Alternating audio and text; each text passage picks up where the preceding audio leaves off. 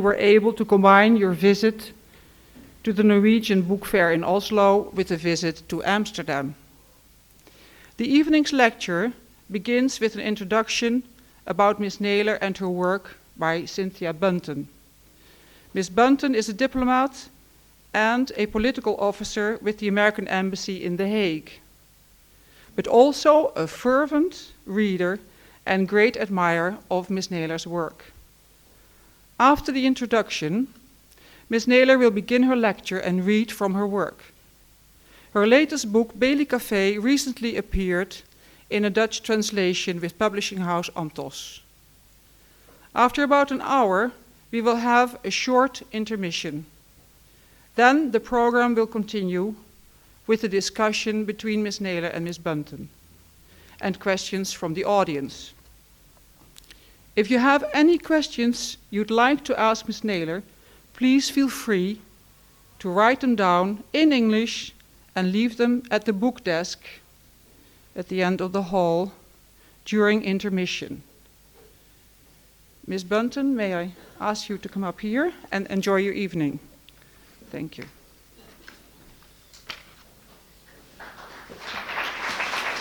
Thank you. Good evening. Thank you, Anne. And good evening to all of you here. It is a great pleasure for me and a great honor as well to have been asked to come here tonight to introduce to you what I believe is one of the most extraordinary talents currently illuminating the American literary scene, Miss Gloria Naylor. Miss Naylor was born in New York and studied at Brooklyn College and Yale University. She spent 8 years working as a missionary and also worked at various part-time jobs to support herself during her studies. In fact, it was while she was working as a part-time telephone operator that she finished the manuscript that would become The Women of Brewster Place. Although best known for her novels, Miss Naylor has written essays and screenplays, including a stage adaptation of Bailey's Café, her latest novel. She is also the founder of One Way Productions, which is an independent film company. She sits on the board of the Book of the Month Club Selection Committee. She conducts writing workshops for young people and is involved in a literature program in the Bronx, which is a borough of New York, sponsored by the National Book Foundation. She is the recipient of numerous awards, including the National Book Award, and fellowships from both the National Endowment for the Arts and the Guggenheim Foundation. Ms. Naylor has lectured and served as visiting professor at, among others, George Washington University, New York University, Princeton, and Boston universities. She's also been a cultural lecturer for the United States Information Agency and is the senior fellow of the Society for the Humanities at Cornell University. I believe that Gloria Naylor has earned a place at the vanguard of contemporary urban fiction. She, like her contemporaries, Alice Walker, Toni Morrison, Terry McMillan, and others, are continuing a rich and long legacy of talented African American women writers. Beginning with Phyllis Whitley, Harriet E. Wilson, Ida B. Wells, and moving through Lorraine Hansberry, Maya Angelou, and Nikki Giovanni, to name but a few. These women, many of whom had to overcome enormous obstacles, have nonetheless produced some of the most moving and enlightening literary works the world has seen. Now, perhaps this is an opportune moment to place these contemporary authors in a historical perspective. Throughout colonial and pre-Civil War America, African American writers, primarily freed slaves, recorded their experiences and composed passionately felt pleas for an end to slavery. With the preponderance of educational opportunities in the North, a strong literary tradition was developed among freed and educated Northern Black Americans.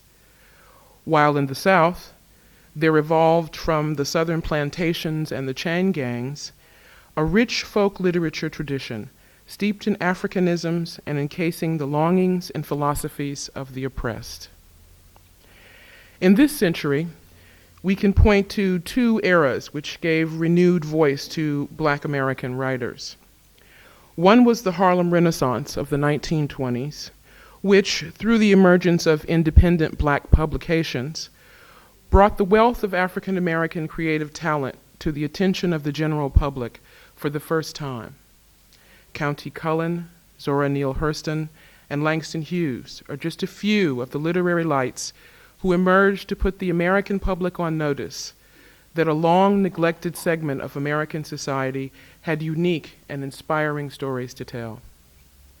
Similarly, the civil rights movement of the 1950s and 60s, with its concurrent rise of black nationalism, resulted in renewed exposure of and attention to the multifaceted history of African Americans.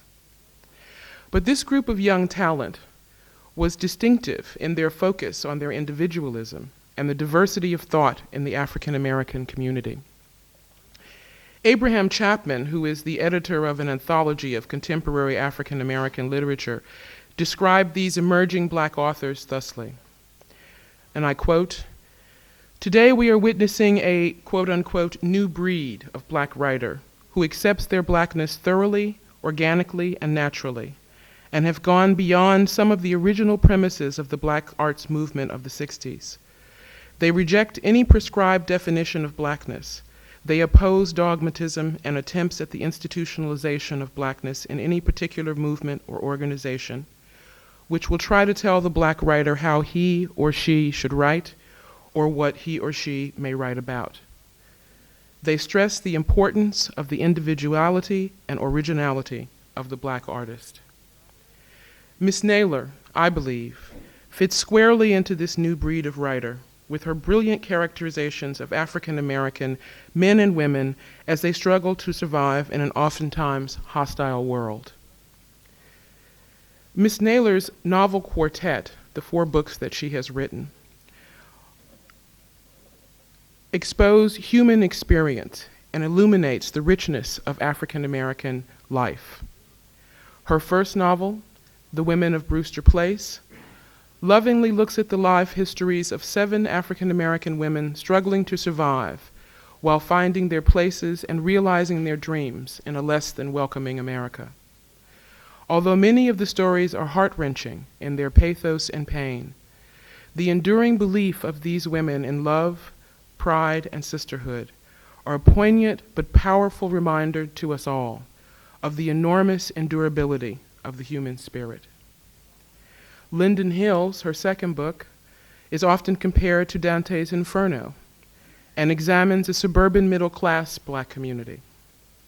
The heroes of the story, 2 young street poets who go up and down the community seeking employment, encounter people there who use their material comforts to mask their lost identities and spiritual bankruptcy.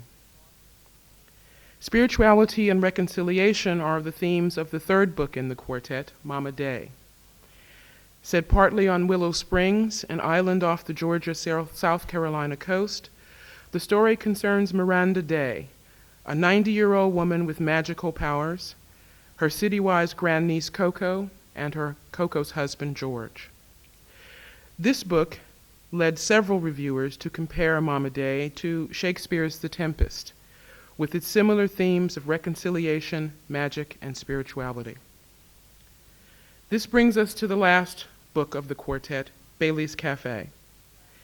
Centered around a mom and pop restaurant in Brooklyn, New York, Mr. Bailey, which is not his real name, he tells us, and his rather silent wife, Nadine, are the owners of this haven for lost souls, and act as chorus for the extraordinary lives who come in for the daily special, but usually wind up revealing their deepest and most heartfelt desires and emotions.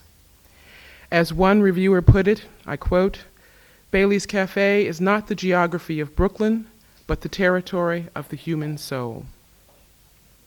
From Eve, the owner of the brothel/convent, to Josie, who dreamed dreams of gentility and kindness, but ends up selling herself for the small change she needs to survive, to Stanley Beckworth Booker T. Washington Carver, I love that name, the brothel bouncer and intellectual who, after 99 job rejections in correct business attire, decides to opt for the comforts of light percale house dresses.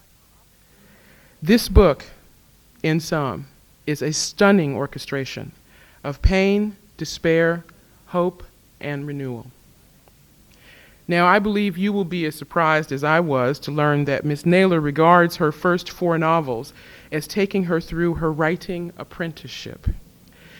And I think we would all agree that Miss Naylor long ago evolved from an apprentice into a formidable literary talent. Indeed, her works have been praised for their lyricism and ability to transfuse the most everyday occurrences with magic and light.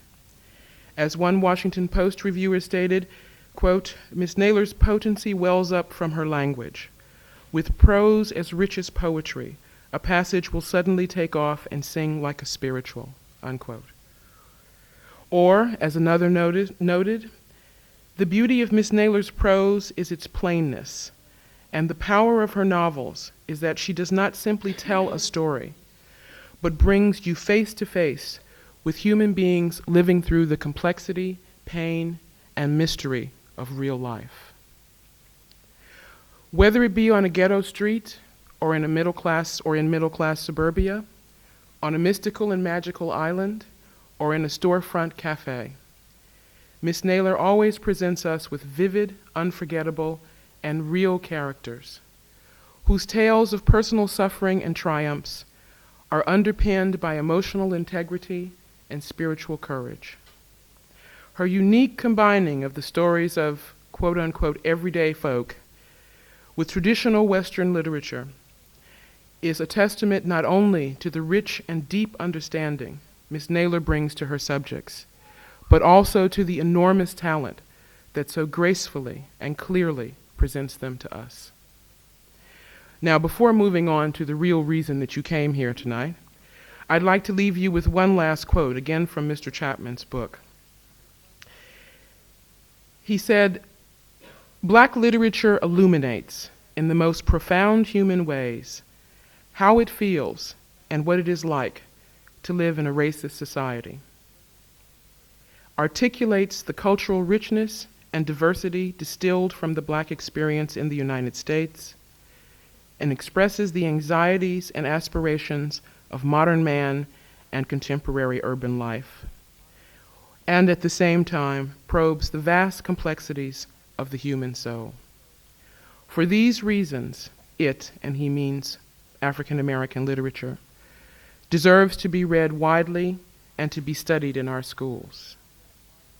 I agree with Mr. Chapman, and I also firmly believe that no more accurate or inspiring an example of this extraordinary richness and diversity exists than in the works of the lady I have the very great honor to present to you tonight, Miss Gloria Naylor.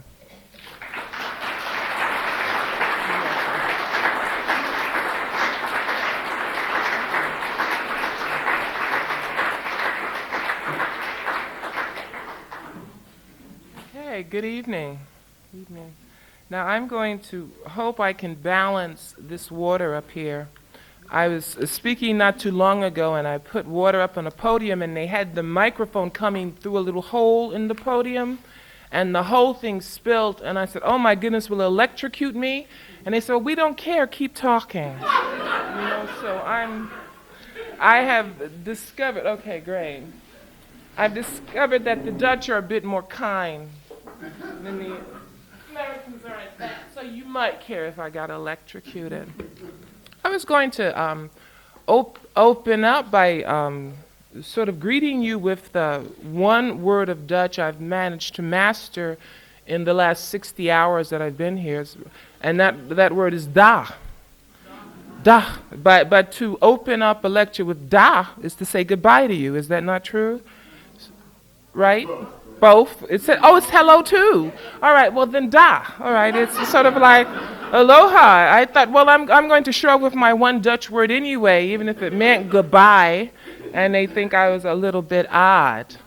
I am going to be talking tonight about that which I am, which is a black woman, and the way in which the black woman actually lives, her worries and concerns, and to show you the way in which she has been depicted in my own literature.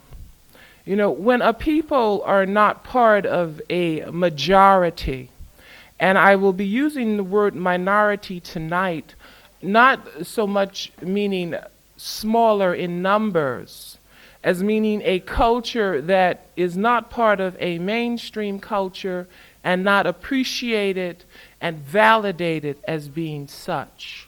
So when you often will have any people who are considered, in spite of their numbers, a minority people living in a broader culture, they are often the victims of stereotypes.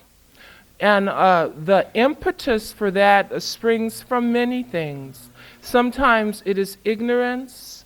Sometimes it is fear of the strange and that which is complex. So therefore we will flatten an image. We will give it attributes that will make us comfortable. So it's easier to then think about the gypsy as a certain way. And sometimes too, the creation of stereotypes will just spring from sheer viciousness and might well be rooted in racism. But there are a broad array of reasons. What Americans have done with their mythologies and with their stereotypes, I think going beyond just what would be a patent form of racism and the simple answer of racism, is to create stereotypes out of the same reason that they have created other mythologies.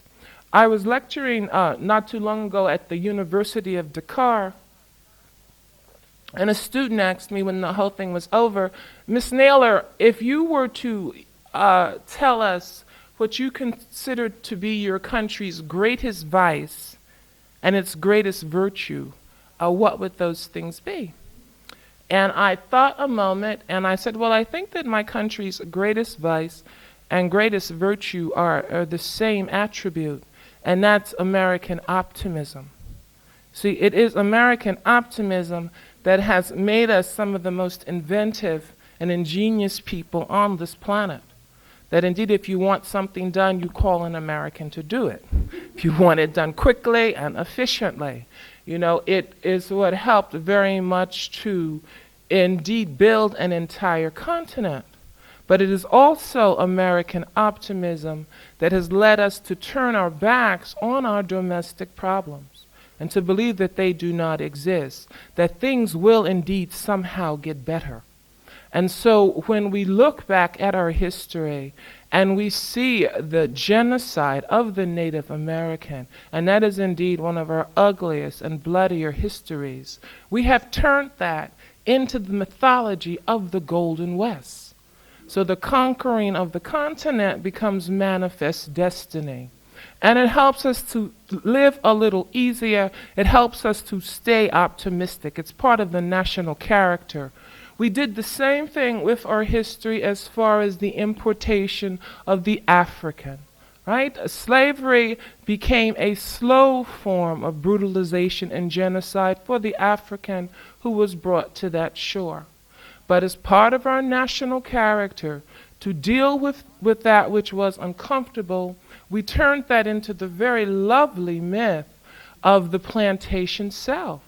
And to this day, Gone with the Wind remains one of the best sellers in my country, right? So that is just simply part and parcel, I think, of the American character. With that which is good, you always must take that which is bad. That same sort of need, that same kind of mythologizing has gone on with my very personage as a black woman.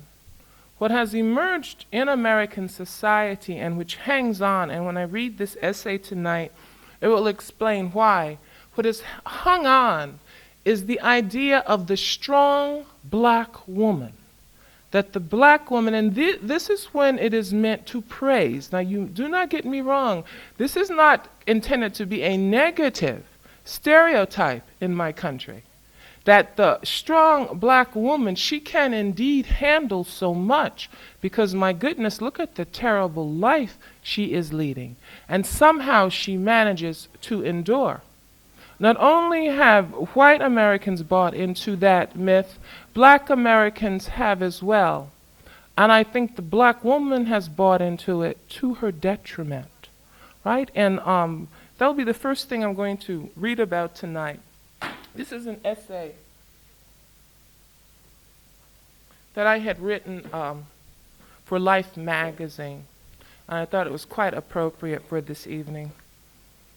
The strong black woman. All my life I've seen her.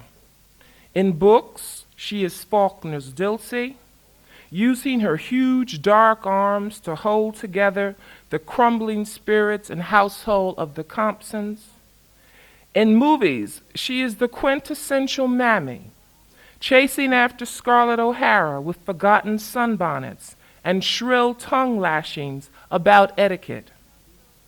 On television, she is Sapphire of Amos and Andy, or a dozen variations of her, hen-pecking black men, herding white children, protecting her brood from the onslaughts of the world. She is the supreme matriarch, alone, self-sufficient, and liking it that way. I've seen how this female image has permeated the American consciousness to the point of influencing everything, from the selling of pancakes to the structuring of welfare benefits. But the strangest thing is that when I walked around my neighborhood or went into the homes of family and friends, this matriarch was nowhere to be found. I know the statistics. They say that when my grandmother was born at the turn of the century, only 10% of black households were headed by females. When I was born at mid-century, it had crept up to 17%. And now it is almost 60%. 60% of our black households are headed by single females. It is an astronomical number. No longer a widow or divorcee, as in times past, the single woman with children today probably has never married, and increasingly she is getting younger. By the time she is 18, 1 out of every 4 black unmarried women has become a mother.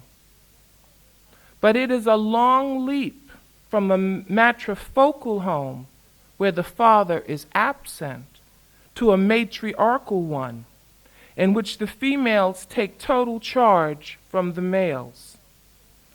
Though I have known black women heading households in different parts of the country and in different social circumstances, poor, working class, or middle class, not one of them has gloried in the condition that left them with the emotional and financial responsibility for their families.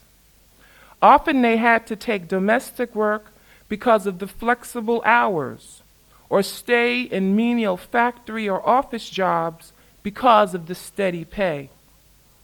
And leaving the job was only to go home to the other job of raising children alone. These women understood the importance of input from black men in sustaining their families. Their advice and sometimes financial assistance was sought and accepted. But if such were not forthcoming, of course she would continue to deal with her situation alone.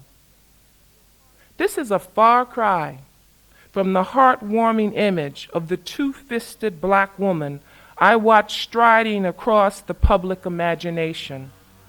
A myth always arises to serve a need. And so it must be asked, what is it in the relationship of black women to American society that has called for them to be seen as independent Amazons? The black woman was brought to America for the same reason as the black man, to provide slave labor. But she had what seemed to be contradictory roles. She did the woman's work of bearing children and keeping house while doing a man's work in the fields besides the black male. She worked regardless of her advanced stages of pregnancy. Now, in the 19th century, the ideal of the true woman was one of piety, purity, domesticity, and submissiveness. The female lived as either a wife sheltered at home or when abroad as a virgin doing good works. There was no space in between to conceptualize of the white female other than that in the 19th century. A true woman was a woman who had those virtues. That's what it meant to be female. But if the prevailing belief was that the natural state of women was one of frailty, how could the black female be explained? Out in the fields laboring with their muscled bodies and during rest periods suckling infants at their breast, the slave woman had to be seen as different from white women. They were stronger creatures. They didn't feel pain in childbirth. They didn't have tear ducts. Ironically, one of the arguments for enslaving blacks in the first place was that as a race they were inferior to whites. But black women, well, somehow they were a little more than women. The need to view slavery as benign accounted for the larger-than-life mammy of the plantation legends. As a house servant, she was always pictured in close proximity to her white masters because there was nothing about her that was threatening. Her unstinting devotion comforted any worries that slaves were discontented or harbored any potential for revolt. Her very dark skin belied any suspicions of past interracial liaisons, while her obesity and advanced age removed any sexual threat. Earth mother, nursemaid, and cook, the mammy existed without a history or a future. In reality, slave women in the house or the field were part of a kinship network, and with their men tried to hold together their own precarious families. Marriages between slaves were not legally recognized, but this did not stop them from entering into living arrangements and acting as husbands and wives. After emancipation, a deluge of black couples registered their unions under the law, and ex-slaves were known to travel hundreds of miles in search of lost partners and children. No longer enslaved, but hardly equal citizens, black men and women had access to only the most menial jobs in society, the largest number being reserved solely for female domestics. Richard Wright wrote a terribly funny and satirical short story about the situation, and it was called A Man of All Work. Now, this story took place in the early 1940s, when indeed it was the case that there was little work for anyone within the black community to do unless they were female, because at that time domestic work had then been relegated to females. So this young man, he had a home, and there was a mortgage on the home, and his wife was very sick, and they had a young baby. And he went out trying to find a job. And there was just nothing forthcoming. And he saw all of the ads in the paper for female workers. So what he did was to borrow his wife's wig and dress, and then proceed to go get a job that way. And he is saying to his wife, "Don't stop me. I found the solution to our problem. I'm an Army-trained cook. I can clean a house as good as anybody. Get my point? I put on your dress. I looked in the mirror. I can pass. I want that job.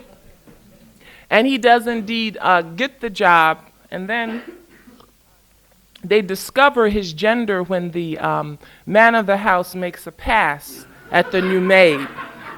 Okay.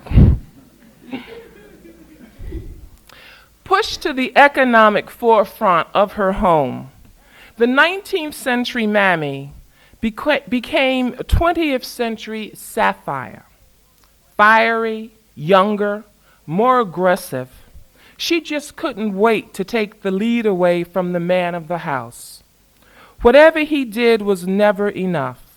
Not that he wanted to do anything, of course,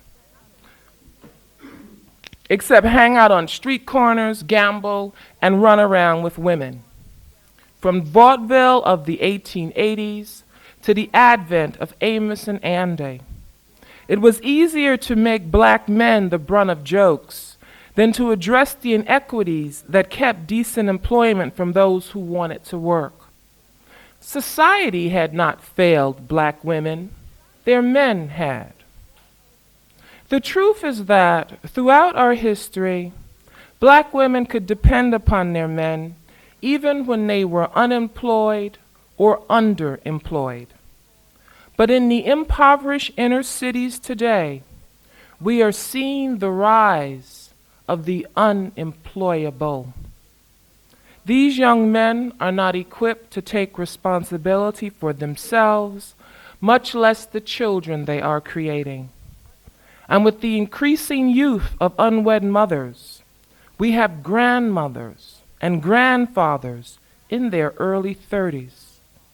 How can a grandmother give her daughter's family the traditional wisdom and support when she herself has barely lived? And on the other side of town, where the professional black woman is leading a household, usually because she is divorced, the lack of a traditional kinship network, the core community of parents, uncles, aunts, make her especially alone. What is surprising to me is that the myth of the matriarch lives on, even among black women. I've talked to many who believe that they are supposed to be superhuman and bear up under all things. When they don't, they all too readily look for the fault within themselves. Somehow they failed their history. But it is a grave mistake for black women to believe that they have a natural ability to be stronger than other women. 57% of black homes being headed by females is not natural. A 40% pregnancy rate among our young girls is not natural. It is heartbreaking. The myth of the matriarch robs a woman caught in such circumstances of her individuality and her humanity. She should feel that she has the right, at least to break down once the kids are put to bed and do something so simple as cry. A myth is a powerful thing, and it is indeed fascinating to watch it internalized. And when I began my writing career, although I have written all of my life from a young girl, but when I began to conceptualize of a true career, and to think that I was going to sit down and now compose a novel, I thought of all of these things. Of course, not this coherently, because this was an essay. It was crafted and shaped. But all of the feelings in it, the ideas in it, had indeed run through my head and were running through my history. And I thought of the invisibility of myself and my mother and my aunts, the fact that I had not seen them, and now we're talking the late 50s and early 60s, I had not truly seen these women in the images I had been given to study at school, within our approved text, And in the images that were even more powerful and remain increasingly more powerful than books, the images of the media. If she was not indeed, excuse me, the mammy figure that I talked about here, then she became somehow the sexual temptress. You know, she was that which was dark and to be feared. And none of that was anywhere near the truth. So I said to myself, what I would like to do is to write about me, to give visibility to that which was indeed invisible, you know, to affirm myself. And from that, the Women of Brewster Place got born. It was not a novel that dealt with me per se. You know, the me that I am talking about is the fractured me. I knew that I could not have just one female protagonist and meet my goal of attempting to talk about the black woman in America. Okay? I did not want to make the mistake that I and my other family members had been a victim of, the mistake of arrogance, of thinking that even under a black woman's hand, she could create one woman that would, one, give justice to our diversity, our complexity, or even our humanity. When I look out at this audience today, I see that we differ in our skin colors.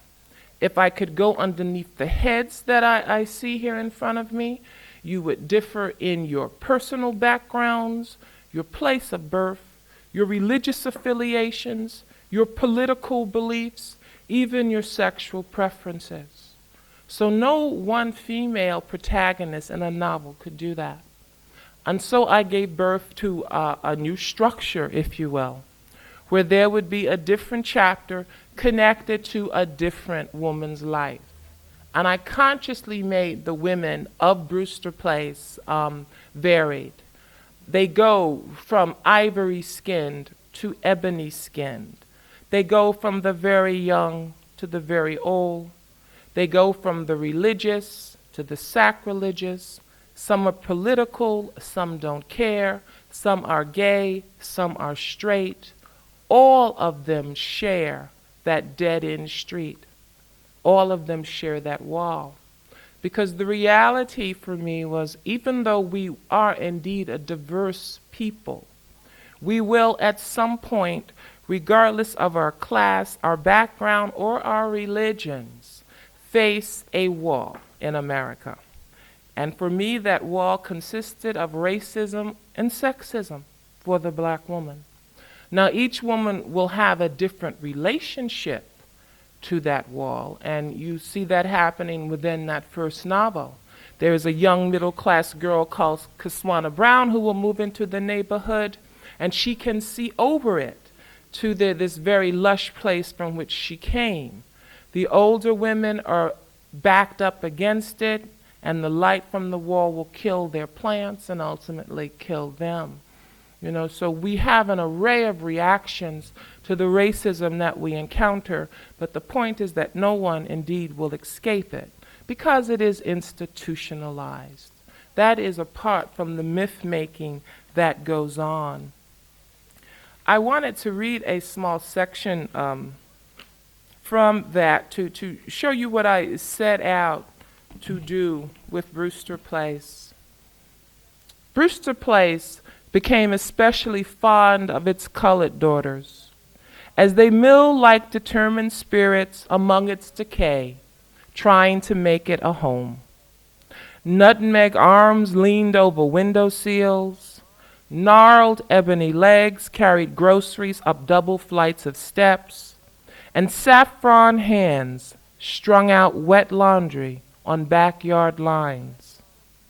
Their perspiration mingled with the steam from boiling pots of smoked pork and greens, and it curled on the edges of the aroma of vinegar dishes and evening in Paris cologne that drifted through the street where they stood together, hands on hips, straight-backed, round-bellied, high behind women, who threw their heads back when they laughed and exposed strong teeth and dark gums. They cursed, badgered, worshipped, and shared their men. Their love drove them to fling dishcloths in someone else's kitchen to help him make the rent, or to fling hot lye to help him forget that bitch behind the counter at the 5 and dime. They were hard-edged, soft-centered, brutally demanding, and easily pleased, these women of Brewster Place. They came, they went, grew up and grew old beyond their years, like an ebony phoenix, each in her own time and with her own season had a story. And so the attempt was to indeed give each of these women a story.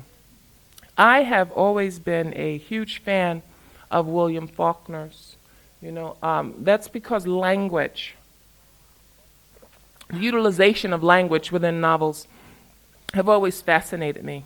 And I think Faulkner was a master of playing with structure, as well as a master of looking at the American identity and often turning it on its head. And he dedicated one or two of his novels to a woman called Caroline Norton. And Caroline Norton had been sort of his housekeeper and his nursemaid, his substitute mother. He was there at her death, and he writes about that in an essay. He truly did love this woman as a mother.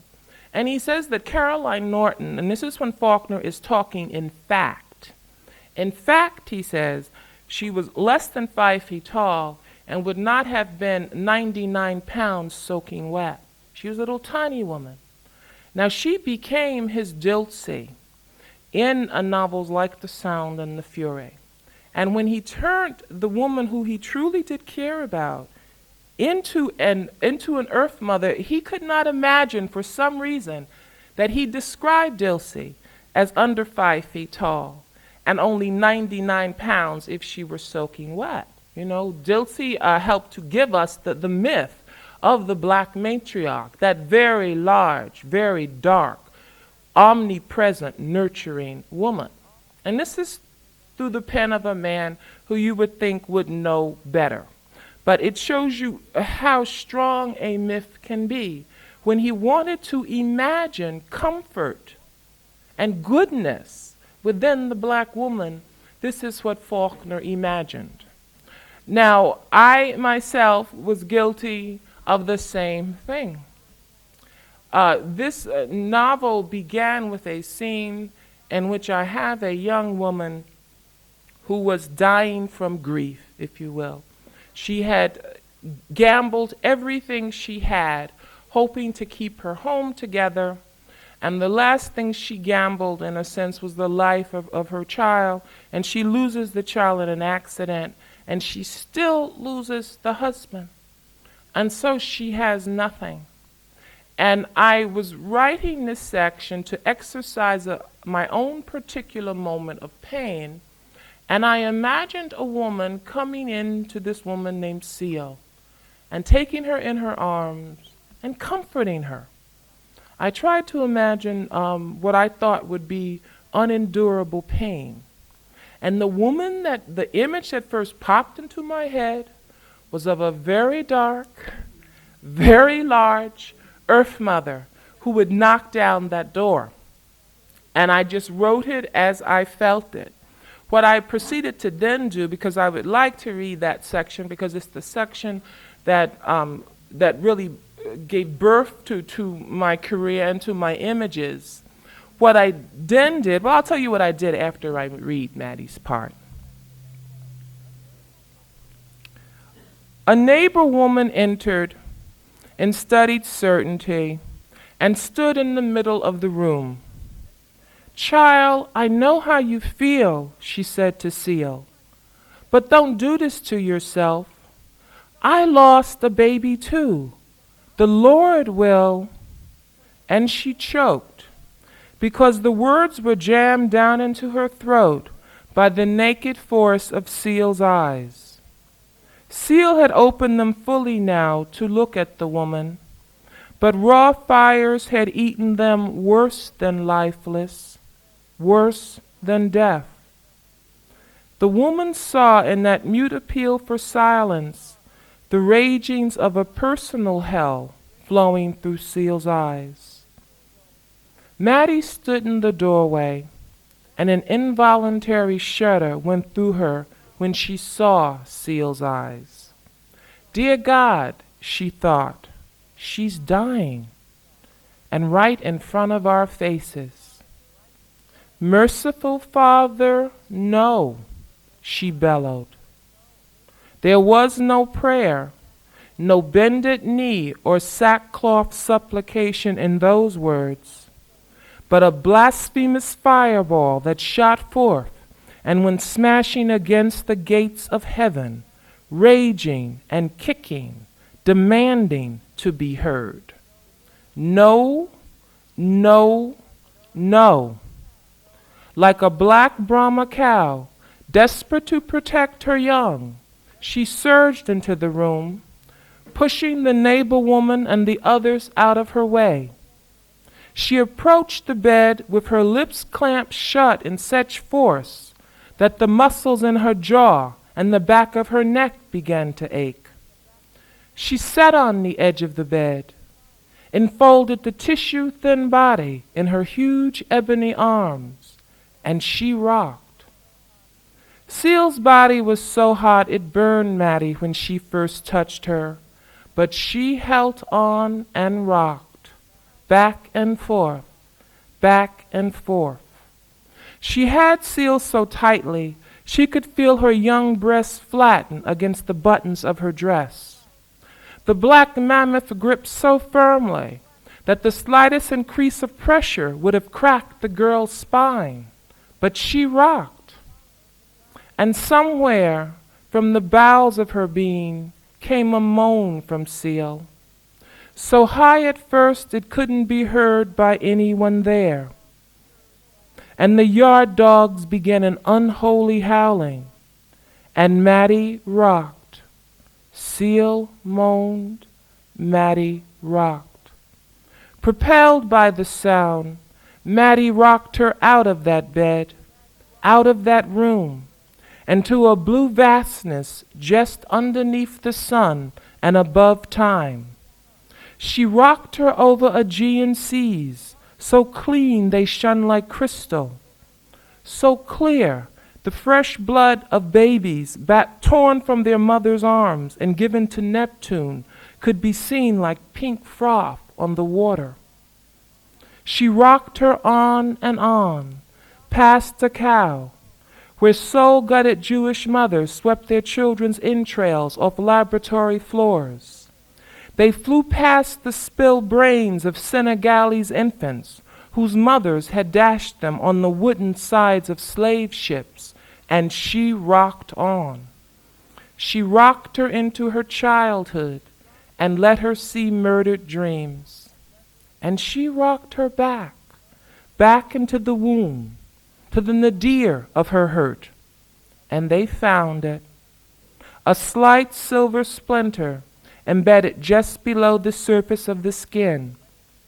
And Mattie rocked and pulled, and the splinter gave way, but its roots were deep, gigantic, ragged, and they tore up flesh with bits of fat and muscle tissue clinging to them. They left a huge hole which was already starting to pus over, but Mattie was satisfied it would heal. Now that it was just written as a moment of catharsis, like I said, but when I took 2 steps back from how the imagination simply worked and saw the pervasive influence of myth, even on I who should know better.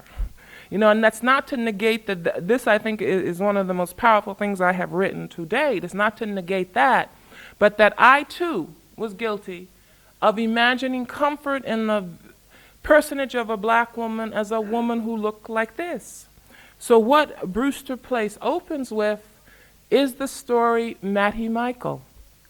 And I went back to my favorite writer and proceeded to give to my mammy, if you will, the things that he had denied Dulce throughout his career within his fiction. And so what you will have in really the novella that begins Brewster Place with Mattie Michael is, one, I give this woman a past. You know from whence she came. I also give her a sex life, which is something that a mammy never has. And thirdly, I give her an ulterior motive for mothering. See, what Mattie Michael becomes for Brewster Place is indeed not only just to Seal, but to every woman there, a sort of guiding hand. But then you watch the havoc that she has created in her own life through her own imperfections of wanting to hold a child too close, to keep a boy always a boy. And then when he turns out to be 30 years old and cannot operate as a man, and many women of all races are guilty of this, that the heartbreak then comes in, you know, when you have a man-child now on your hands. So having done that with the structure of this work, by the time you meet Mattie Michael mid-novel in a scene like this, that rocking carries with it, I would hope, more than just the flattened essence of a myth. But on the other side of the mythology of the black woman is something that I tackled with the very last work. We had said that there was the mammy. I attempted somehow to dispose of her, or at least to deepen her in my work. But then there is the idea of the black woman as whore. Now, for black intellectuals and black writers in my country, shying away from that very painful and very insidious image of the black woman has often meant detriment to their work. Now, the myth of the cult, it was called, of the true woman, that was alluded to in that essay, where true womanhood meant that you were pious and pure and domestic and submissive. This sort of attitude influenced the early work of black writers. And so if you look at William Wells Brown or Frances Watkins Harper, her name almost left me, Frances Watkins Harper, the kind of heroines that were created from them, Charles Chestnut, not even Paul Laurence Dunbar, up until about the 1930s. These were always black women who, in a sense, were white women in blackface, and very light blackface at that. You know, the tragic mulattoes were meant to be women that anyone in America could bleed for because she had these attributes. The black woman remained sexless up until, in our literature, roughly up until the time of the Harlem Renaissance that Cynthia had alluded to earlier, when you had writers like Langston Hughes and Claude McKay, who went into working class areas and said, we will make colorful what is here, you know. And so they celebrated her sexuality in a way that was not true as well. I think perhaps of that era, the writer who came closest to what it was truly like was Jean Toomer in a small little masterpiece called Cain. And if that book is at all available here, I would truly recommend it heartily. Because what he does is to talk about sensuality. But Toomer was a small voice in a large wind that was blowing at that time. So whether she was undersexed or presented as too highly sexed, it was still lost. It was somehow still lost. And so what I attempted to do with Bailey's Cafe is to talk about female sexuality and to take, to look at the word whore straight in the eye, to have a black female protagonist be called such a word over and over again. Once again, there are an array of different women. I put them in an array of situations where they might be deemed a whore, and to attempt to bleed, what I attempted to do was to bleed the poison from that word. Because that's something I realized had not only been to black women's detriment, The word whore has been used to rein in the behavior of all women. It is, in my country, the worst thing you could call a woman, except perhaps a dyke. You know, one or two of those things. But that's right, here dyke means something else, doesn't it? And that's why I got a titter. Okay, it means something. It means something else, yeah. The word lesbian or the word whore are the words that have basically been used against all American women to rein them in. And you heard those words thrown around a lot at the beginning of the women's movement, when women were saying, we are feminist, and what that means is not that we hate you, but that we love us. And we would like very much to be treated simply as human beings. And so articles would come out either very blatantly or very subtly saying that these ladies who were asking for their constitutional rights were either one of those two things. And often it did its work over the years, where to this point I have a niece now who is 20 years old, a bright, beautiful young woman. She's a senior now at Howard University, and she is just representative of her generation when she'll say, well, you know, I don't want to be a feminist or anything. You know, they shy away, they're afraid of the labeling of that word, you know, but the work has been done. But with the word whore, with that very vicious word, the one that has the power, if you will, to rein in the independence of woman, I took it to task in Bailey's Cafe. And on this little street, it's very different from Brewster Place. There's no wall. As a matter of fact, at the back of Bailey's Cafe is nothing but endless space, because this cafe sits, in the words of Bailey himself, on the margin between the edge of the world and infinite possibility. So if you are at the very end of your rope, and there's no one in here who has not felt like that at some point in their lives, and you have had everything crash down around you, and you feel you cannot go on, what you find is that the next to the last step off the edge of the world is to step into this cafe. Yeah. You'll get about 3 counter stools, a couple of scarred tables, and you will get the time to do one of the two things we can only do when our lives have come to that point. You will have the time to either bend down, pick up those ashes and rebuild, or you can keep heading on out the back door, and you can end it. So this is the choice that is put before all of these characters who you meet and who come and go in the post-World War II period that I happen to zero in on with this cafe, but it has been there from the beginning of time, in a sense. Right down the street is a boarding house, and it's owned by a woman named Eve. And it's through telling the stories of the ladies who live at Eve that I attempt indeed to restructure meaning and to restructure language with the word whore. And what I'm going to do, though, is just to end a bit by reading you something about Eve, tiny bit about Eve's place. Now, what has been quite instructive to me, because I never say throughout the course of this novel exactly what sort of establishment Eve runs. Some people who are customers in the cafe think that she is running a, excuse me, a bordello.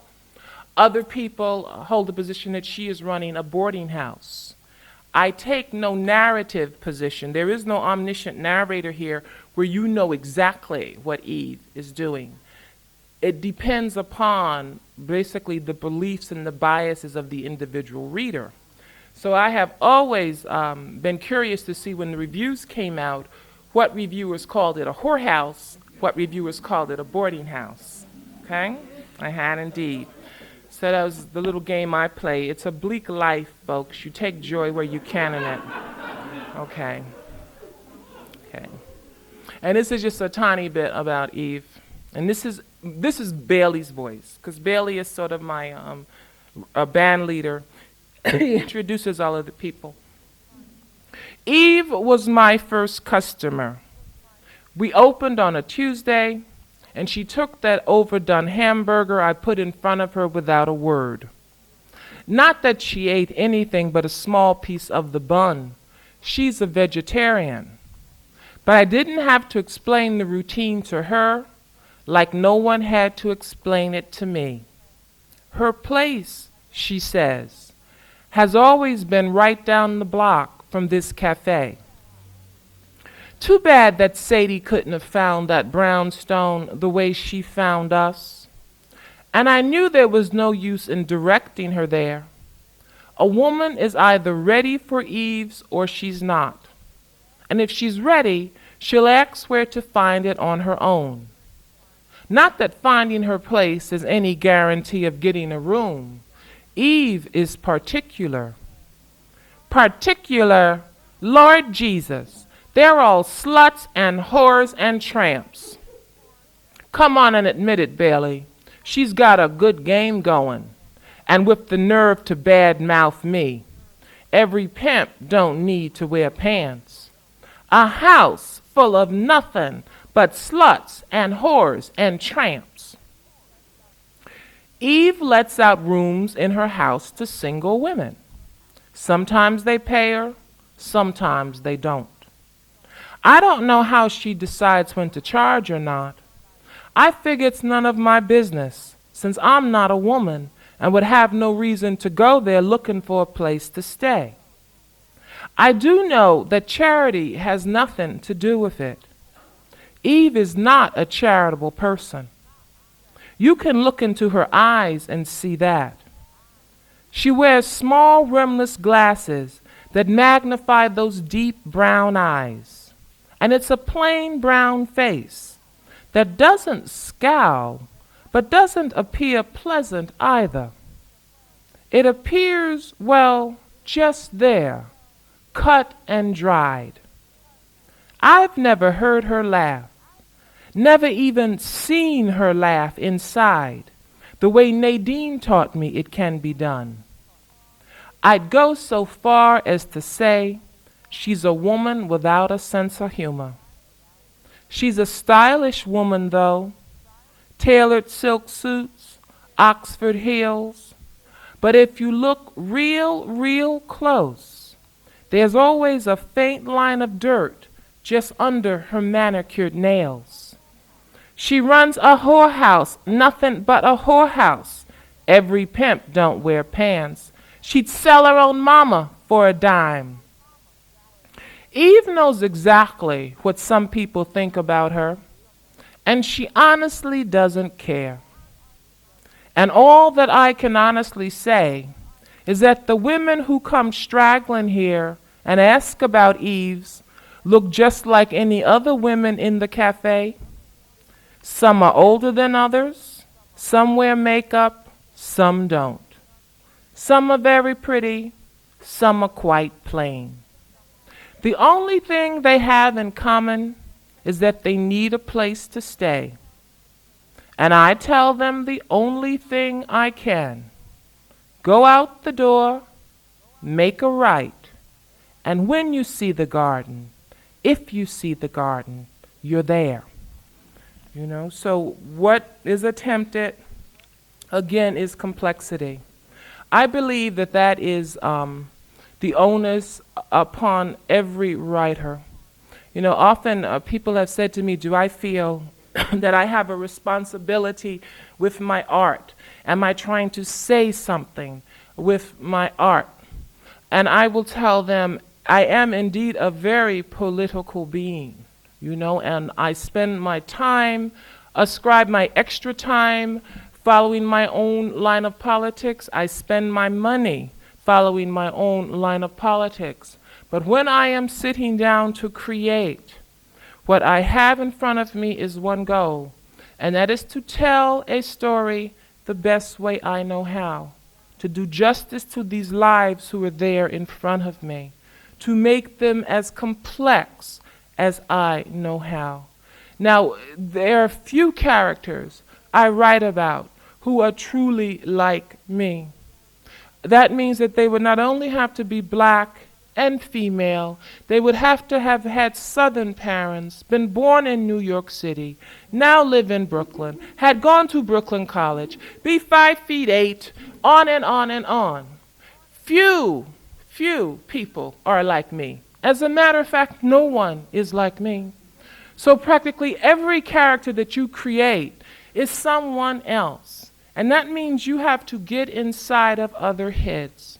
And so if I am in other genders, if I am in the heads of other races, other religions, other ages, drastically different from my own, and I have done that throughout the course of my career, the responsibility I have is to attempt to see that which makes us the same, to have no character be a stereotype, be the brunt of the joke for me, because right now I have the power to do so. Grant you, sometimes because of lack of skill, some characters might not be as full-blown as others.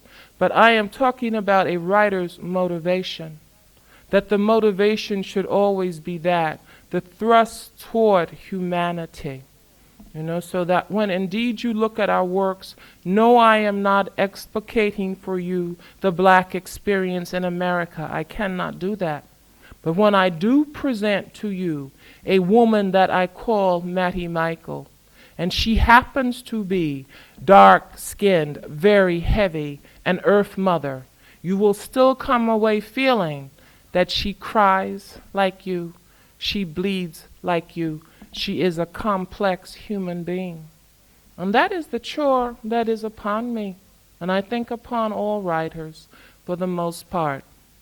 And so now indeed that I have, and I beg to differ with Cynthia, I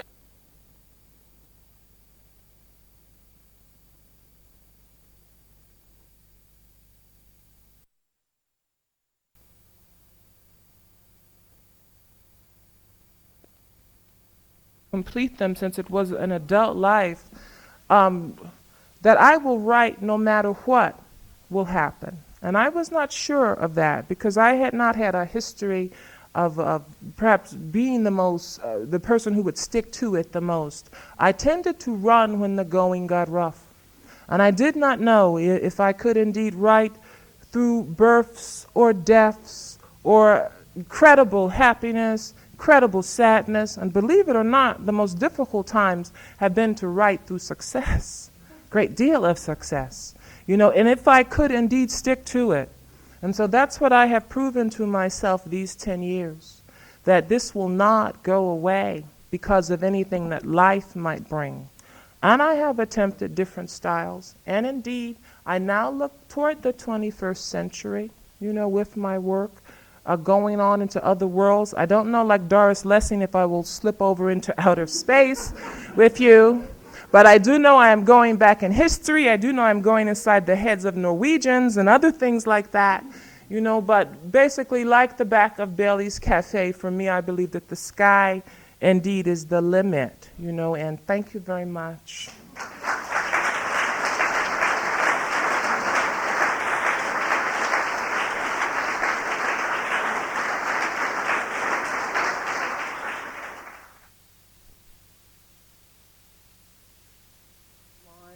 About the themes, how exactly does that process evolve? Well, to date for me, what has happened is that I will first be visited by images, because you get a dozen ideas a day, but many of them are not worth being bothered with. And the way I know that something will be written about is because the image will come and it will continue to haunt me. Okay. And I often go in search of the story behind a face, or more often behind a certain picture. It won't just be a person's face.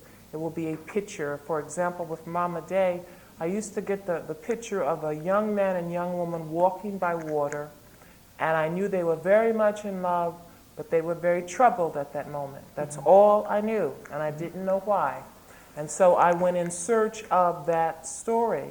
I found that body of water by the Hudson River on Riverside Drive. Oh, yes. I found the story behind Coco and George.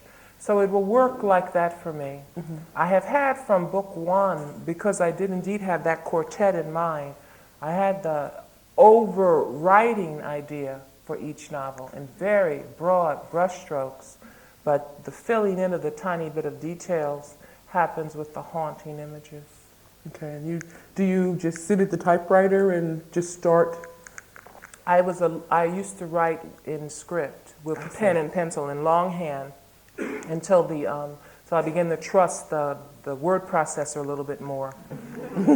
Yeah, It happens to all of us. Sure. At first, I couldn't afford one. I got one that was part of a grant from the National Endowment of the Arts.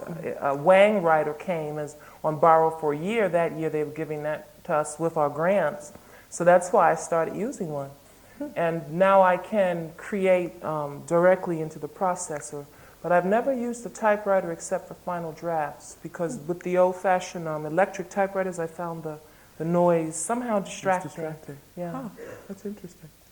Okay, I have another question to sort of move on to a sort of other subject. In various of your books, you use religion a lot, be it either, as in Mama Day, the voodoo religion, and the Women of Brewster Place, religion plays a big part in the lives of the women. In Bailey's Cafe, religion plays a very close part. Yeah. And something else that I find interesting about your books, one of the many things I find interesting about your books, is the way that you use different religions. I know that there is a character in Bailey's Cafe who is a Jewish man. He's from the Caucasus, I believe. That's right, from the Caucasus Mountains, Gabriel. That's right, Gabriel. And as I told you, I was trying to look for that piece of music, which I've bothered just about everybody in the embassy about, and I was unfortunately unsuccessful. But obviously religion does play an important part in your books, and I just wanted to ask if you would explain sort of why it does. I mean, is it a personal belief or? Well, the different examples you've mentioned are there for different reasons. I at one time considered myself extremely religious. I was involved with a fundamentalist faith, and I haven't been involved with that now for the last 18 years. I'm no longer aligned with any one religion, but I am a spiritual person.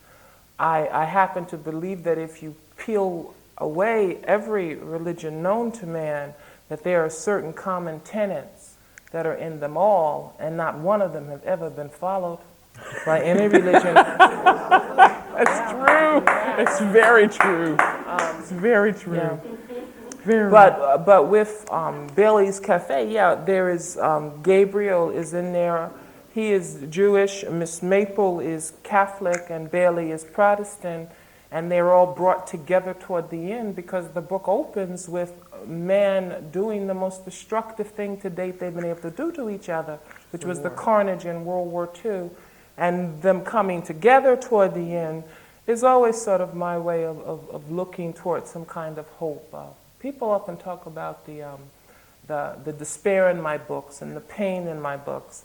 But as far as I know, I have ended each novel with some glimpse of hope, because Margaret Atwood had said that people without hope do not write books. Exactly. You know, you couldn't keep going unless you had a tiny bit of faith in humanity, and I only have a tiny bit, but I have that much. I do, yeah, you know, and it shows up. But that's why I used religion, and why Gabriel had to come up in this novel that went back to World War II. Be impossible not to have written about Jewish people. Yeah.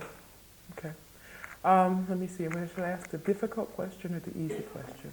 I'll ask the difficult question. One of the reviewers pointed out, I mean, in comparing you with Alice Walker especially, one of the reviews that I read said that it was refreshing to find an African-American female writer who did not trash black men. And one of the reviewer went on to say... Was he a male reviewer? Oh, yes, I'm sure it was. Okay. But he said that, you know, it was refreshing to see characters who were human and were not just sort of the horrible person doing something horrible to the woman. There are good people in your novels, there are bad people in your novels, they are female and they are male. I shouldn't say good and bad. I should say there are, I don't know, I should use other adjectives, I think, because you can't say what is good and what is quote unquote bad. But there are people who have a lot of positive attributes, there are people who have negative attributes, I and you have- distribute them evenly. I have found that to be the case in Alice Walker's novels as well. I don't. Yes, but you know from The Color Purple, Yeah, the kind of reviews that she got. I know the kind of reviews she got, but I also read the book. Yeah. And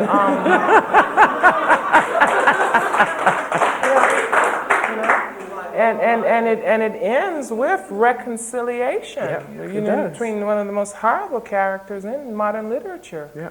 You know, his opening up. No, so I don't agree with that comment. But what was your question to me, though? No, my question was going to be, you know, is that something that you consciously did in your books? You know, No. did you? No, I No, didn't think not so. at all. Not at all. What I alluded to in my lecture, what I attempt to do with every character is to show them being multidimensional. So it is a difficult thing, perhaps, to go into the head of a rapist. And that's what I had to do with Brewster Place. That is for every woman the ultimate nightmare. Yeah. And to have to go into the head of those young boys was a hard thing to do. Okay, it was hard to read, too. But I knew that it had to be done in order to make them multidimensional, you know, because it is not a monster who will rape, it is not a monster who kills, they're human beings. Yeah. And there is a part of us in all of them. So no, that's not something that I intentionally did, but I often take exception when they call women writers to task for how they portray their male characters, and the inverse never happens. Never happens. Never. That's true. Melville has never sat with anybody, and people said to him, "Where are the women in Moby Dick?" That it has never, ever happened. right. It does not happen to his modern counterparts. You know, but yet if it is a female writer, yes, she must be taken to task. You know? Yeah, that's true. One other question that I had, these are my personal questions. Don't worry, I'm going to get to your questions. This is just my opportunity. I was wondering if you would discuss your views on how you see the state of African Americans in the United States today, particularly with the view to the state of African American women. Okay. It is a bipartite story. I see, if I am to look at the black nation, if you will, within the greater nation, there is a black nation. I see two nations. I see a growing and visible and increasingly powerful middle class and even upper middle class. And I see a growing and decreasingly powerless black working class and poor. You know, that the two are there. And unlike our past history, where you had your middle class in the midst of the working class neighborhoods and the poor neighborhoods, because of segregation, that's where everyone lived. So the doctor lived next door to the plumber, who lived next door to the street sweeper. With the few measures of integration have taken on, now that doctor is across town in his $300,000 home or $1 million home, he is no longer in those communities. But what is sadder is that the emotional connection is not there.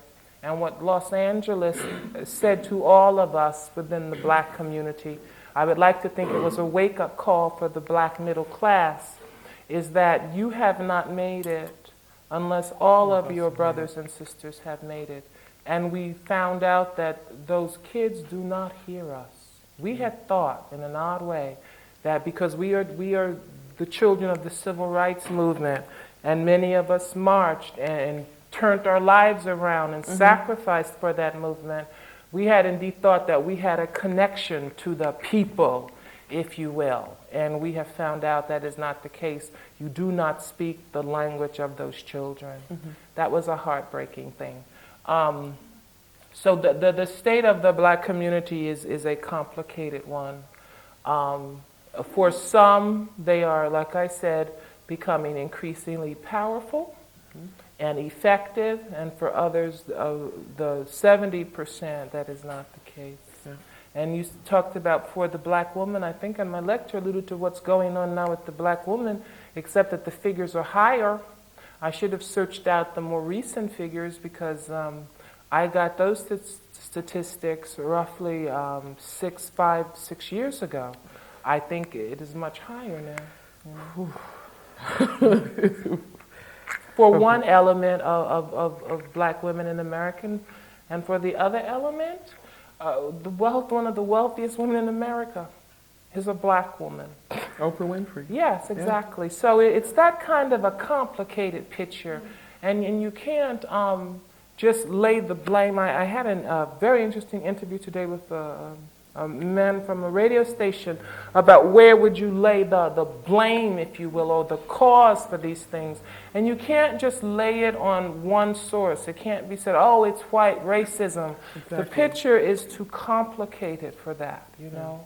And if it is to be remedied, then we have to start looking at the hard answers, you know, and attacking the problem on various levels, from the home, from the community, as well as calling a government into account for moral leadership. But it's not a government that is there with a baby from day to day when it's getting its self-esteem and its sense of the world. That is the parent. You know? Exactly. Yeah. Okay. Well, before I have an uprising here, I'm going to read some of the many questions that have been put before you. This one, I'll just read the question. It's a long question. Dear Gloria, you've talked about the myth of the Earth Mother and whore. When I was in the United States about 1.5 years ago, I was shocked to hear the cruel things which were being said about Anita Hill in the media and in the government. Would you please give your opinion and help me understand why a successful woman would be treated this way? And how does she fit in with your ideas about American stereotypes? Okay, well, it's very simple why she would be treated that way. Take away any adjective in front of a woman, and you still end up with the noun, the word woman. Any woman who will bring a charge of impropriety against a man, and we don't have to talk about powerful or successful or articulate women like Anita Hill. Any woman who accuses a male of a sexual impropriety, a quote-unquote minor one like harassment, or a major one like rape, it is not the accused who will go on trial. It is the virtue of that woman. Because what still hangs on today is what I talked about, our 19th century view of what women are. So therefore, if something has been done to her, you have to question her purity. That's why she was treated that way. And she was also treated that way because his friends were more powerful. You know, simple as that. Okay. Another question. Dear Miss Naylor, what struck me when I read Mama Day, a novel I admire very much and will be teaching next year in a college course on American women writers, was not just the allusion to The Tempest, but also a kind of dialogue going on with Toni Morrison's little-known novel Tar Baby. Am I right about this? Well, there was no conscious dialogue going on with Morrison's Tar Baby. Toni Morrison was indeed one of the first black women that I read when I entered college, and it was her first novel, The Bluest Eye, which had a huge impact upon my life because I started out as a struggling poet. And I saw that in a novel, a writer had managed to combine both prose and poetry. And a knowing of her existence and subsequently learning about the whole tradition that I have had in my country of black writers and black female writers, that it simply not been part of the standard school curriculum, went a long way in helping me to feel that I had a voice and I could add my voice to theirs. But I have never consciously, with my own work, entered into a sort of dialogue with another writer beyond the one I talked about today, where I entered into a dialogue with Faulkner, with the creation of Maddie Michael. And in Mama Day, I called up the spirit, if you will, of Zora Neale Hurston to help me to convey the hurricane that I needed to write about in a folk vernacular. But as important as Toni Morrison was to me in beginning to write, No, I haven't done that. Not consciously.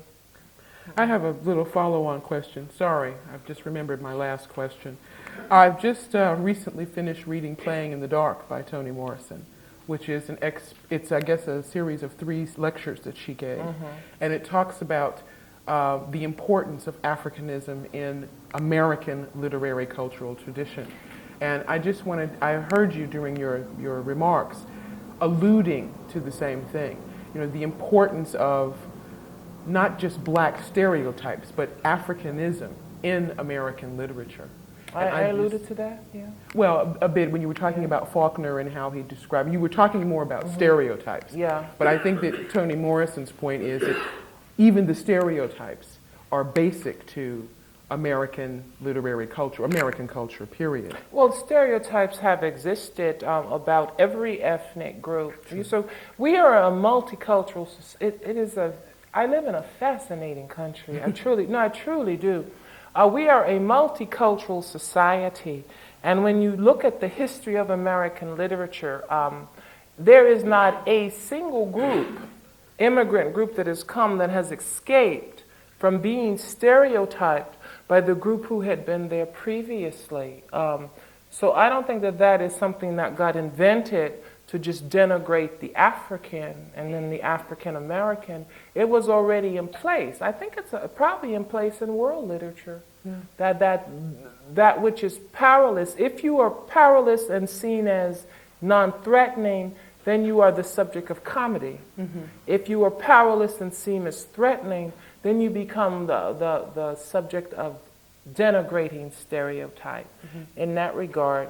But I'm off your question. Or what is your question, though, Cynthia? Doesn't matter. Doesn't matter. You've got other questions. You've answered basically what I wanted to know. Yeah. Another question for the audience.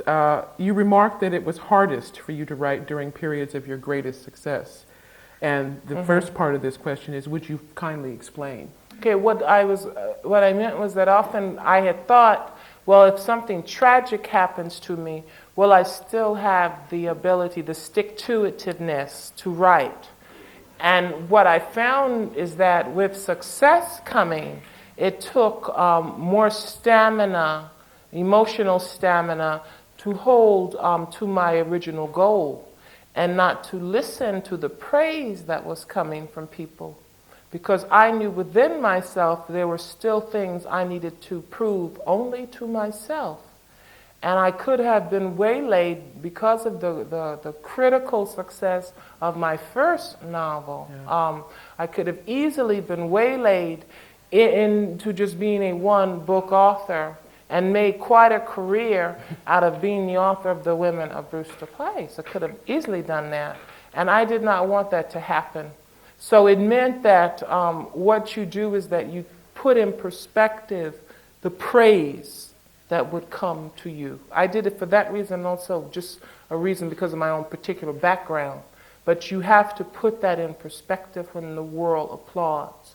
And at the same time, it meant when they were more critical and there was not approbation, you also put that in perspective and understand that the review of a work, the reception of a work, good or bad, has little to do with the process. And what the process did for me, how it validated me, So that's what I meant. That I was sort of trying to steel myself for the sort of universal hard times that a writer will go through, the rejections and the starvation and all of this stuff, and just the opposite came, and then discovering that indeed success can be even more insidious than failure,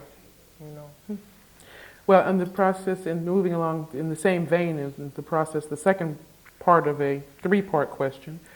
The second part was, would you please talk about your process of writing? From the publication dates of your American books, this person has noticed that more time is elapsing between each novel. Is there any particular reason for this? Thank you. Now, who asked? Boy, have you hit a nerve with me with that? I have said that to myself. Oh goodness! Or what did they want to know? Well, they want to know why. What do you want to know? Why? Why? Why is it taking longer and longer to produce these wonderful books? Okay, I don't know. But I have seen that Maltesian curve in my career, and I have wondered. Well, I know what's going on between the last novel and the novel that is to come, Saphira Wade. That's the next one in line. Is that I am now completing a process with Bailey's Cafe, and that was from its inception, from the early images. It was meant to be both a linear treatment as a novel and a dramatic treatment on stage. So I have spent from October of '92 until now, we were preparing to mount that, and we'll be doing that with the Hartford Stage Company. So that meant that the initial dramatic reading that had to be staged at Lincoln Center to bring in the support, and then to go on to rewrite, and now we're ready to go into our workshop of the material. So that has happened. I needed to travel to Africa, the western coast of Africa, which I have done for this last novel, and now I need to get to the western coast of Norway, where I am heading tomorrow. That needed to be done as well. But I really don't know why it's taking longer and longer. There's more research that... Why am I defending myself? You know what? Who is this? Stand up. Who asked this question? This troublemaker. Okay, There she is. Bravo. It was not intended to defend yourself. I was just really interested in your process. Uh-huh. And I was thinking, because you said that you had some trouble with the success, I thought that you had so much success that then that you had to go on lecture tours, get to bookshops, and it took so much of your time that it's hard to get to sit down and write. Oh, I see. Oh, well, bless you. Okay, all Right. right. You should be a diplomat, No, I yeah, think. yeah. Change that question real quick. No, it's How much of your time really do you feel you have to give okay. going out on the road as a publisher? Great question. Great question. Sit down and go back to the next book because Great question. Yeah. You're right. That's a great question. It's true. No, I keep it to as much of a minimum as I can. When I am ready to write, then I just simply don't get involved. You just say no. You know, the requests come, and you say no. And because I position myself, because I work for a Book of the Month Club, there is a steady source of income. I don't feel the pressure to need to go out to do that just to make money, because you can make, certain people can make a lot of money doing this. So no, that is not the reason. It's because I'm branching off, to be honest. I think for the other novels, the research that was involved and that kind of thing, they're becoming increasingly more complicated, the books. After this last one, which is taken me the furthest in the world, and where I have to dig the deepest, because I am getting inside the head of an early 19th century African and an early 19th century European, that they will then go back. I know the ones after that, they'll go back to being simpler and hopefully more quickly executed. But to answer your question, yes, those pressures do come, and I think I've maintained, somehow contained them as much as I can. Yeah. There was a third part to this question, which was basically, when do you stop? When you're creating a book or creating characters, at what point do you just stop? I have, before I begin, this is akin to the process, I have the first line of the novel, and I have the last line of the novel, always. Always Wow. have had that. And what I write toward is the last line. And sometimes I don't know why the last line says what it says, but I write toward it. For example, with Linden Hills, I knew the last line would be, "They let it burn." Mm-hmm. Okay? And I just wrote toward that. Wow. And it slowly reveals itself to me as well as to the reader. So that's how I know when to stop. Now, I have friends who say that they will just go into free fall, That's what and I do. instinctively, instinctively they can stop. I have never trusted that. With Bailey's Cafe. to know that it's a crying shame. I knew it would end before, didn't know why it was going to end that way. And I never will, and I'm a little superstitious, so until I have written the book, I never give away the last line, if you will. You know, it's like my secret with the cosmos or something. But that's how I know when to stop, when I have reached that point. And I'll see the ending images, and often wonder why are they that way. And the process reveals the answers. Okay. There is a question here that asks if you are acquainted with any children's and or young adult American writers whom you would recommend. For example, Virginia Hamilton and Walter Dean Myers. You mentioned two of the best. You certainly have. I'm not acquainted with too many children book authors, for the most part, because I deal with adult fiction, the trade fiction, but I would definitely recommend them. And some of our established authors have also written children's books. Alice Walker has written one about helping children to deal with death, which is a rarely treated subject in their literature. But to make a very short answer to that, I'm not that knowledgeable about the range of children book authors, as I probably should be. Okay, I think we have time for one more question. This one is, it says, "Welcome to Amsterdam," with big exclamation points. Have you ever regretted the fact that you did not finish your university degree? I assume they're talking about Yale. What reason was there for your stopping before a degree program was completed? Okay, that's a good question. I ran like hell from Yale. After I got my master's. Yeah, because my initial intention was to go there and get my doctorate. And then I had said I would get the doctorate, get a teaching position, and I called and then ultimately tried for tenure, which I used to call a high-class union card. I would attempt for tenure, and then I would have all of that glorious time in which to write. You know, because it was always trying to structure my life so I would have the time to write. Because the first novel was completed as an undergraduate. Then I was thinking, well, how do I now make a living and still continue to write? And then when I arrived there, I mean, you see, I guess I came to the realization a lot of very bright people did. At Brooklyn College, I was a big fish in a small pond, in a sense, if you're talking the intellect. And then when I got to Yale, everybody was smart. Everybody. You know, at least on the graduate level, you know, because most of us were subsidized in there because there was something they thought we could give. And then it became more difficult to be as competitive as I was used to being with everybody being smart. Now, I took my master's with extremely high grades, but it took a lot. And I was afraid that if I hung in there that way, that it would somehow diminish the drive and the ability, which also takes a lot of energy in order to create the fiction. So that's why I stopped after the master's. And I said I would try then by hook or crook to somehow support myself as a writer. I elected to go that route. Yeah. There is one more question. Sorry, I lied. With the increasing number of Hispanics in American society, do you think the attitude toward African Americans will change? And there's a second part of this. In relation to this, do you see any similarities between the way Hispanics are regarded and treated and the way African Americans are regarded and treated? Okay, it's a good question. I'm not quite sure what they mean by the way in which African Americans will now be treated. If the questioner could.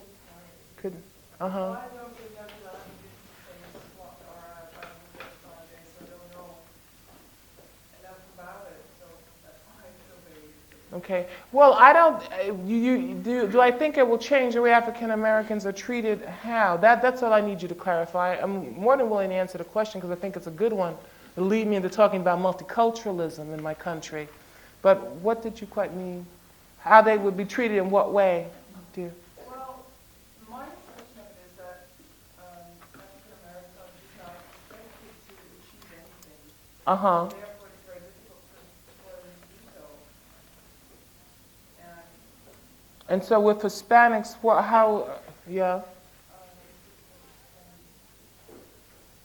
Well, I will answer it this way. No, With the Los Angeles riots, and I guess it got diffused here, I'm sure the same way it was diffused all over the country, erroneously, that it was an issue of black against white or white against black. What happened in Los Angeles, in truth, it is one of our most multicultural cities beside my own city, New York City. And what you had there were Salvadorian people attacking Korean people, black people attacking Korean people, black attacking Salvadorians, and it kept going on and on, layering that way. You had white people rioting and attacking Korean people. It was a multicultural riot. And why the media backed away from some good they could have done, perhaps, in showing the true horror of what went on when Los Angeles burned, I do not know. Unless it was just simpler to view it as black against white. It was a black-white incident which set the flame going, but that's not what burned in my city. Almost 2,000 Korean businesses were lost because of that, and you didn't hear about that. Now, unless now we're with the Hispanic proper, no, what is going on now, they do face a great measure of discrimination. Any ethnic group that has come to America who have not looked somehow like the original founders, if you will, at least the people in power when the country was founded, any non-European ethnic group that has come to America has faced the problem, and even the Eastern European Jew for many years did, until slowly they were allowed to assimilate under the rubric of being white. Okay, but any group that cannot assimilate under that rubric of now being identified as white will face a problem of discrimination. So the coming of the, on the East Coast, the Puerto Rican and the Cuban, on the West Coast of the Chicano from Mexico and the people from Central America have not changed the way in which African Americans are looked at. What has happened is that because they are one of the oldest non-white minorities in the country, there from its inception, and also one of the most powerful in the country, that you will often have animosity toward the African American, and you will see in some African American groups and institutions attitudes toward other ethnic groups that are similar to attitudes that European white groups will hold. You see, and that's because it is not about black and white. It is about human nature and issues of power versus powerlessness. You know, and when I went to Africa, I saw that in base relief, where everybody was black. And you could, within 20 minutes, understand that it is about class and about who holds power and who doesn't. And that's what it is about with the sort of jostling, if you will, among the ethnic groups in my country. But we've just got to wake up. I think we will, because we won't survive if we don't, because it is not going to go away what America is, you know. So I don't know. You got me on a depressing subject. Sorry, this is another depressing question, but I'll think of a really nice, uplifting one. Actually, about my sex life. That's depressing. Oh, okay. But as long as I don't have to talk about mine, this is fine. Okay, moving along. Miss Naylor, like a painter, this is a very nice question. It's very nicely done. Like a painter steps back from his painting to get a better view of his work, I have been observing America from Holland and have become resentful and angrier about what they have done and continue to do to my people, and in parentheses is black. What are your feelings? You've partially answered this already. I have answered that. About the continuation of injustices that have been our lot for almost 300 years. Well, I think I have answered that, and I would say if that person is truly that indignant, maybe you should come back and help us work to make it better. You know? I would say that we could use as many bright and talented and committed people as we can get within the communities. You know, I do what I possibly can as far as working with young people and telling them my story and helping them to use what little talents they might have. But it is an overwhelming problem. And it is not a problem that I think is indigenous to America. people have handed me material since I have been here about problems that are starting to creep into this country. You know, we have to constantly police ourselves, or we will repeat our histories. You know, yeah. Okay. I saw some hands up in the audience. It was my That was your question? Oh, that was your question. Well, we'd love you back, John. Well, I'm 61 now, and 61 years this has been going on. Yeah. When I was a little boy, I thought it'd be finished at one point. We would all join together. My father fought in the First World War. My brother fought in Korea, and I had a cousin in Vietnam. They come back from the war after risking their lives. They go back in the ghetto, and they're discriminated against. I think America's a rotten land. Well, Rotten to the no. core. Do you?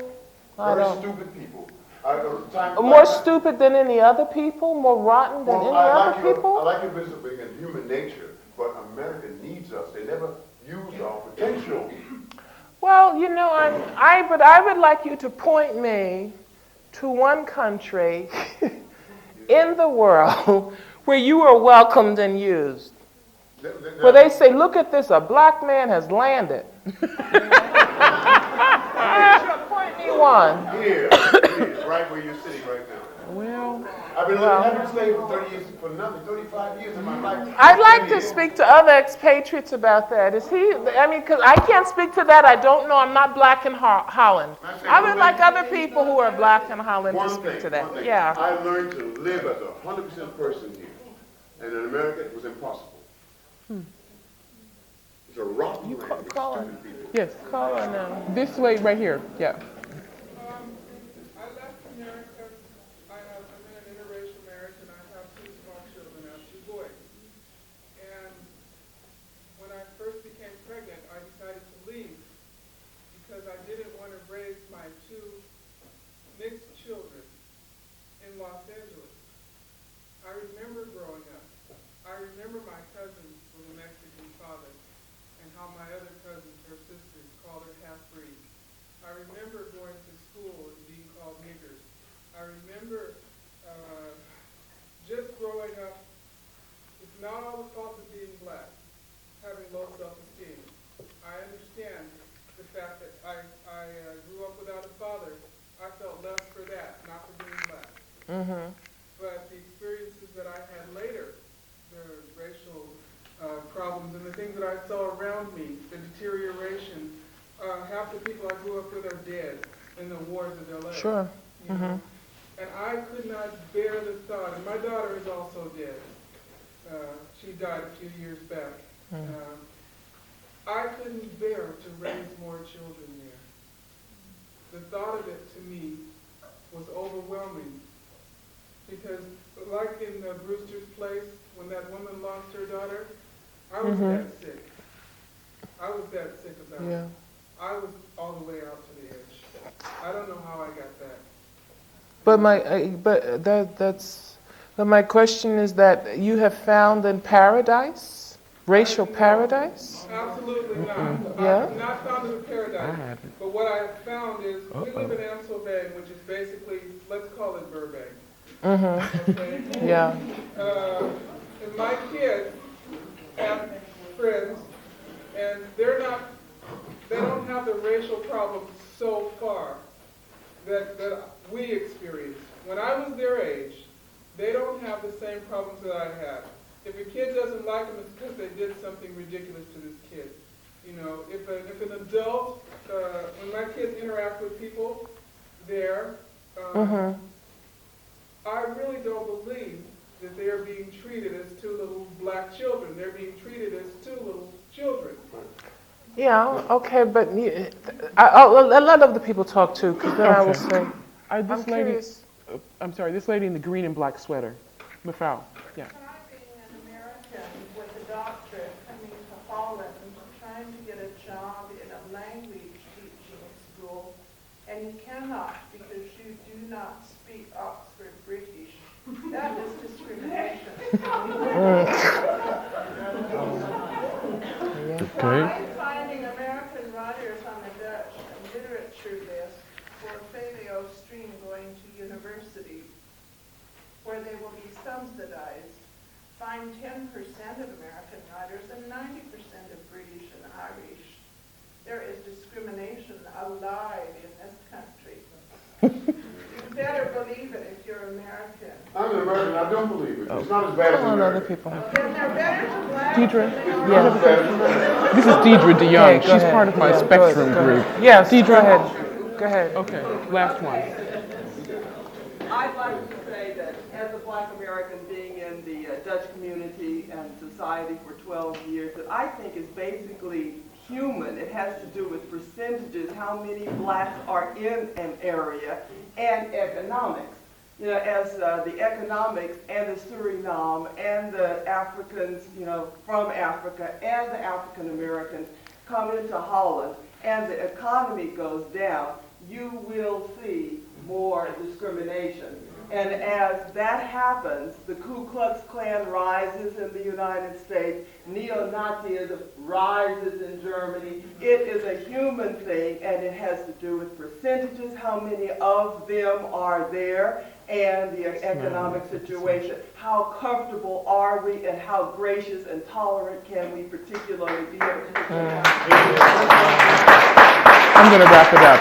Okay. Okay. We will be here all night, and Ms. Naylor has to leave and go to Oslo in the morning. So I will ask, as the absolute last question, if you had one piece of advice to give to young people, and I won't discriminate as to nationality or race, of any color, any political, sexual persuasion in this world, what would it be? I would say to them, go home and look in the mirror and look at that image in the mirror and say to it, you have worth and you are worthy of being loved. And from there you can build a very healthy life. Yeah. Well said. Thank you.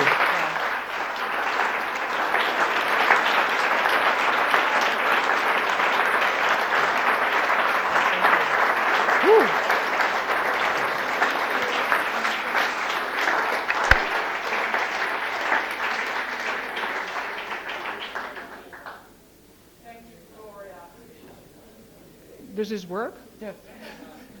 Thank you, Gloria and Cynthia. We could continue, as you said, forever and ever, but you know, to all good things comes an end.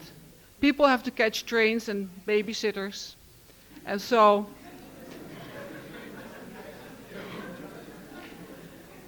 Gloria, we wish you a very pleasant journey in Norway and a safe trip back home.